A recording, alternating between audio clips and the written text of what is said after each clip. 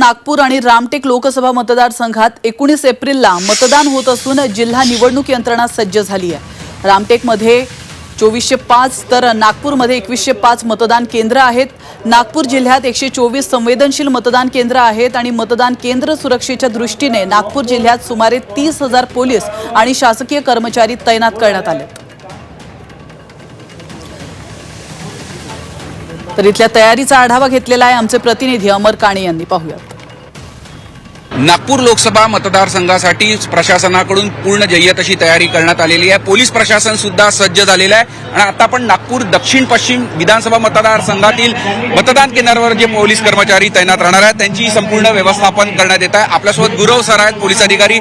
Sir, कशा पद्धतीने संपूर्ण व्यवस्थापन राहणार आहे? एका मतदान केंद्रावर किती कर्मचारी पोलीस तैनात राहणार आहे आणि आजूबाजूच्या परिसरात किती तैनात राहणार आहे? दक्षिण पश्चिम मतदारसंघ याच्यामध्ये एकूण 370 बूथ आहेत।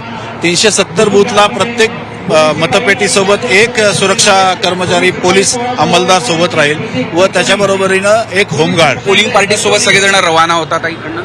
आता लगेच या ठिकाणी ड्युटी वाटप करून त्या संबंधित बूथ क्रमांक देऊन त्यांना ड्युटी देत आहोत। त्यांना ब्रीफ करण्यात आलेलं आहे काय काम करायचं आहे बूथवरती, आपल्याला कशा प्रकारे संरक्षणाची जबाबदारी आहे। जोरदार अशी तयारी संपूर्ण प्रशासनाकडून तयार करण्यात आलेली आहे आणि प्रत्येक ठिकाणी सुरक्षेच्या दृष्टीने सुद्धा विशेष अशा उपाययोजना करण्यात आलेल्या आहेत। झी मीडियासाठी व्हिडिओ जर्नलिस्ट सत्यशील सातपुतेसह अमर काणे, नागपूर।